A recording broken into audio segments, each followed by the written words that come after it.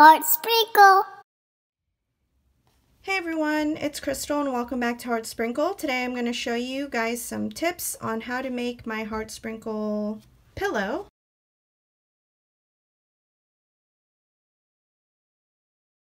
So the items you will need will be the Heartsprinkle pillow pattern, which you can purchase on my website, and I'll have that linked in the video.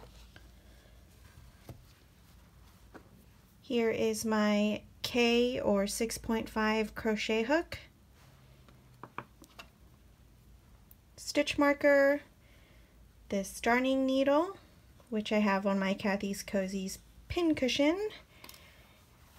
Your yarn needs to be the burnout blanket chunky yarn or super chunky. Stitch counter if you need it. I use it for my rows actually. And some scissors.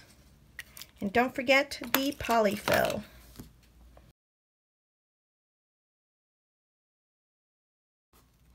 I'm going to show you guys how to start making your heart pillow. First, you start off with a magic ring, and this is how you do that. You hold on to your yarn and wrap it around your fingers once. Then you bring the yarn into the loop like this. And I like to chain one, yarn over, pull through the loop like that. And you will be doing your single crochets over these two strands.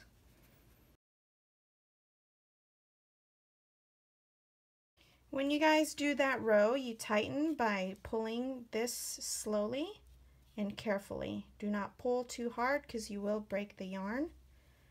And then it's a continuous round, so you just keep going and go into that first stitch and make a single crochet. You guys will finish the pattern all the way up to row 17, and I'll see you guys when you get there.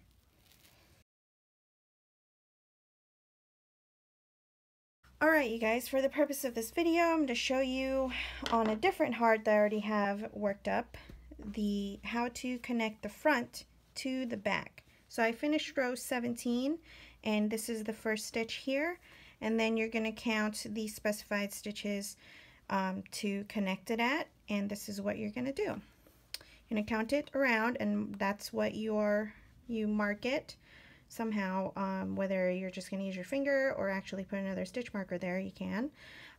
So you're going to put your hook in the first stitch and in that specified stitch there, and do a single crochet in both. So that is your first stitch. Now you're going to go all the way around, and I'll meet you guys at this end.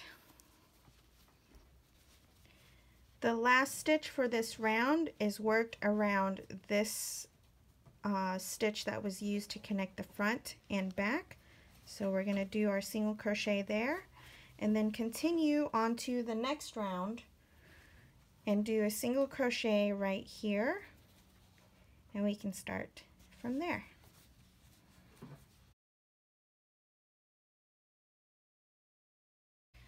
I'm going to show you guys how to do an invisible decrease. Here you will see the loops at the top. You have the front loops and the back loops.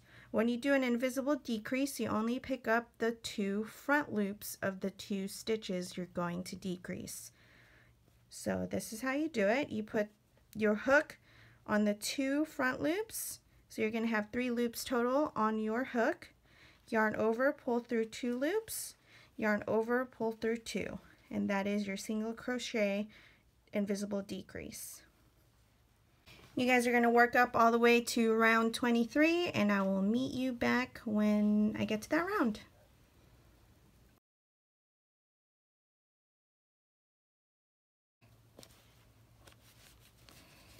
Alright, so I'm on the last row here on the very last stitch. I wanted to show you guys how I did that decrease. Pretend you're about to do a regular decrease, yarn over. Instead of just pulling through 2 loops, you pull through all 3 of them and fasten off.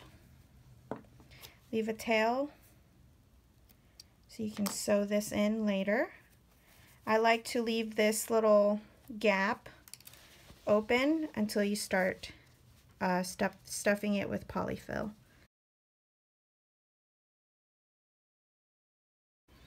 So here we're going to attach row 24. We're going to make a slip knot with our yarn, and you're going to want a tail long enough to sew it in, but we're going to do a slip knot, leave it on the hook, make sure it's tight right here, find the spot, the first stitch you're supposed to put it in, and then make a single crochet like this. So instead of trying to slip it in, and just use this loop as if you already started making a single crochet, like that. Okay, I would leave this tail out so you can sew the little gap closed when you work around.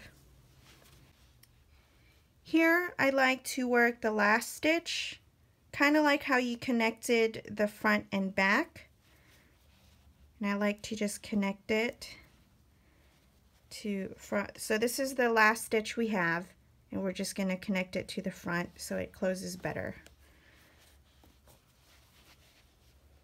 Then I'm going to continue.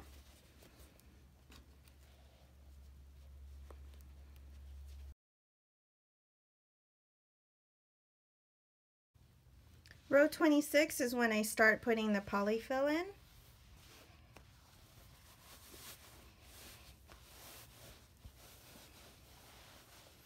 With the polyfill, you can,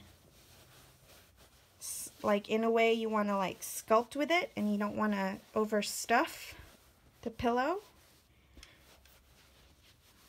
And I like to squish the pillow a little bit like that.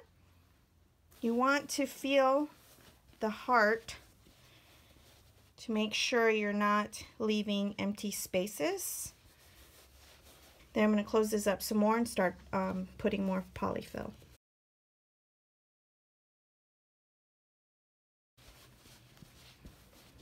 Okay. So this is how my heart is looking. I'm going to show you guys how I sew off the tops. We are only going to sew, it's almost like you're picking up the front loops of these stitches. So front loops only. We're going to put our yarn through there. I'm trying to stay in screen. It's just awkward, the angle I have my camera. So we're going to just do the front loops.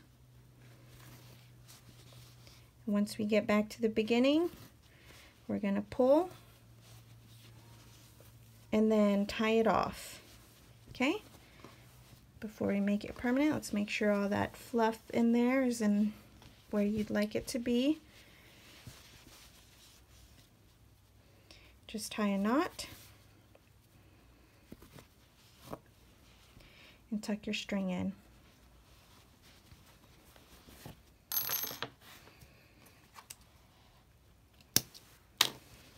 Like so. And it looks